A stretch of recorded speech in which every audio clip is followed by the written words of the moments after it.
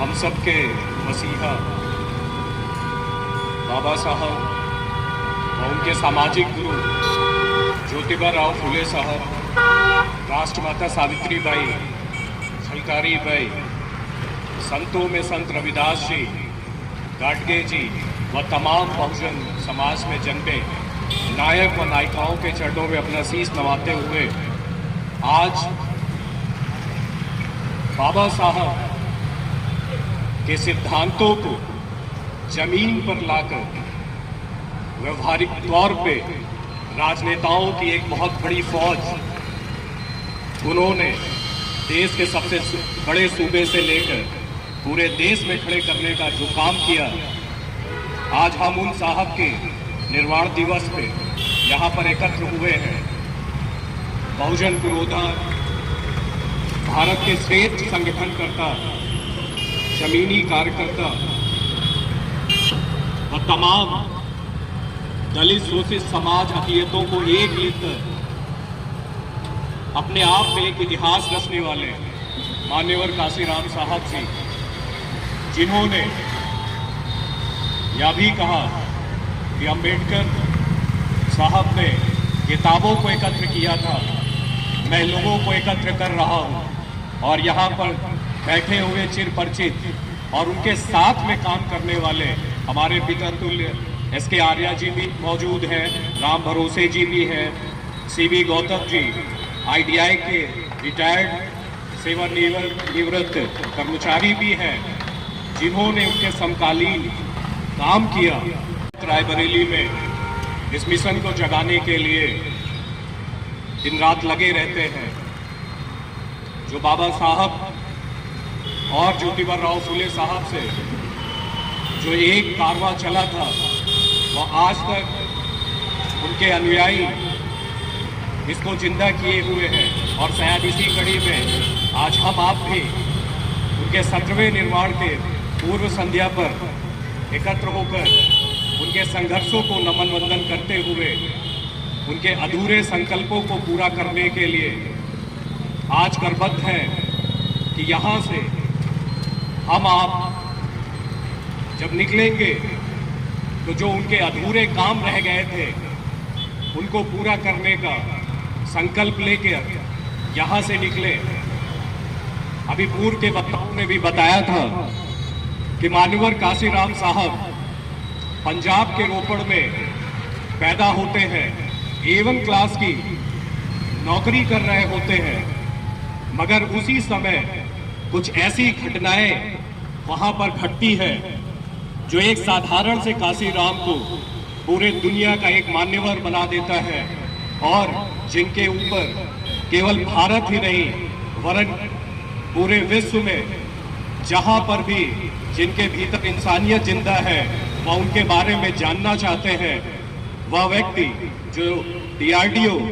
व explosive laboratory में A1 class के अफसर की नौकरी कर रहा था, जब उनको यह पता चलता है कि उसी विभाग में बुद्ध जयंती और अंबेडकर साहब की जयंती के सार्वजनिक अवकाश को जो 2 दिन का दिया जाता था उसको समायोजित करके उसको 1 दिन का किया जाता है और अंबेडकर साहब की जयंती पर को रद्द करते हुए बाल गंगाधर तिलक की जयंती पर अवकाश घोषित किया जाता है। इस बात से खिन्न मान्यवर दीना भाना जी व D.K. खापर्डे, जो दीना भाना जी होते हैं वहां पर चतुर्थ श्रेणी के, वह वहां पर सच पर बैठ जाते हैं और वह यह मांग करते हैं कि मुझे हमारे अपने महापुरुष अंबेडकर साहब जिन्होंने हमें इस लायक बनाया, उनके लिए मैं यह सार्वजनिक छुट्टी का और विभागीय छुट्टी की मांग करता हूं, मगर क्योंकि इससे विभाग खिन्न होता है और उनको तत्काल निलंबित कर दिया जाता है। मगर यह बात जब काशीराम साहब के कानों तक पहुंचती है तो उन्हें बहुत अचरज होता है और वह यह जानना चाहते हैं कि क्यों एक चतुर्थ श्रेणी के कर्मचारी को एक सार्वजनिक अवकाश को लेकर बैठना पड़ता है और उसके विभाग से निलंबित किया जाता है। इस बात को लेकर जब वो दीना भाना साहब से मिलते हैं तो दीना भाना जी और डीके खापर्डे डॉक्टर बी.आर. अम्बेडकर की लिखी हुई पुस्तक द एनिहिलेशन ऑफ कास्ट, जाति उन्मूलन, कि वह प्रतिवेदन करते हैं और वह कहते हैं कि आप इसे अतिशीघ्र वाचन कर लें और यह जो लड़ाई हम लड़ रहे हैं आप उसके सार को समझेंगे। और काशीराम साहब उसी दिन उसी रात में उस किताब को जब एक बार वाचते हैं तब उनको अपने सदियों अपने पीछे इस देश के अकलियत और दमित शोषित लोगों का जब इतिहास की सच्ची जानकारी उस किताब से होती है तो अपने आप को रोक नहीं पाते हैं और पूरी रात में उस किताब को कई बार उसका वाचन करते हैं और तभी से वह कमर कस लेते हैं और आगे आते हैं और उसी अनुसंधान विभाग में जाकर दीना भाना के लिए कानूनी लड़ाई भी लड़ते हैं, उनको नौकरी निलंबन से बहाल भी कराते हैं और सार्वजनिक छुट्टी को भी घोषित कराते हैं। देश के सबसे बड़े सूबे उत्तर प्रदेश में उन्होंने बहुजन समाज पार्टी जो बाबा साहब के जन्म दिवस पे 14 अप्रैल 1984 को इसकी नींव रखते हैं और उसके बाद आज तक एक ऐसे समाज को जिसके परछाई से भी लोगों को घिन आते थे, जो इंसानियत को तार तार कर देते थे, उस सूबे से आने वाले लोगों को 4 बार इस सूबे का मुख्यमंत्री बनाया जाता है और जिनके साथ कुछ ईश्वरीय और दैवी कृत्यों के रचनाओं के नाम पर जिनको सदियों से ठगा गया, उन लोगों के लिए वह संविधान भी बाबा साहब लिख कर जाते हैं और उस संविधान को व्यवहारिक रूप देने वाले मान्यवर काशीराम साहब होते हैं। जब वह इस सूबे पूरे प्रदेश में निकलते हैं तो वह यह भी नहीं देखते हैं कि उनके पास संसाधनों की कमी है या नहीं। वह जिस ओर निकल जाते हैं, यदि उन्हें खेतों में भी कोई अपना आदमी काम करते हुए मिल जाता था तो वह उसके साथ भी बहुत आराम तलबी के साथ बैठ जाते और उसे उस समाज के बारे में बताते जिन समाज और इस देश ने उनको ठगा था, और उन सबको जोड़ते हुए उस अकलियत, उस पिछड़े समाज के लोगों को विधायक और सांसद बनाने का काम मान्यवर काशीराम साहब करते हैं। वे अद्भुत प्रतिभा के व्यक्ति थे। उनके अपने नारे जो आज हम सब इस संघर्षों में याद करते हैं और जब जब लोग और समाज के बीच उनके हक और हकूक पर कुठाराघात किया जाता है, तब तब उनके नारों को हम याद करते हैं। उन्होंने बहुत साधारण सी भाषा में बताया था कि जिसकी जितनी संख्या भारी उसकी उतनी हिस्सेदारी, और आज उसी को चरितार्थ करते हुए बिहार राज्य में भी जातिवार जनगणना करके वह चीज दिखाने का प्रयास किया गया कि कैसे मात्र कुछ चंद प्रतिशत के लोग 200% नौकरी में अपना पद काबिज किए हुए हैं और इस देश के बहुलांश आबादी के लोग 1% आबादी में भी उनका प्रतिनिधित्व नहीं होता है। यह इंसानियत ही है, क्योंकि इंसानियत और बड़ी बड़ी लच्छेदार बातें करते हैं तो हम यह कैसे भूल सकते हैं कि आपके पड़ोस में रहने वाला व्यक्ति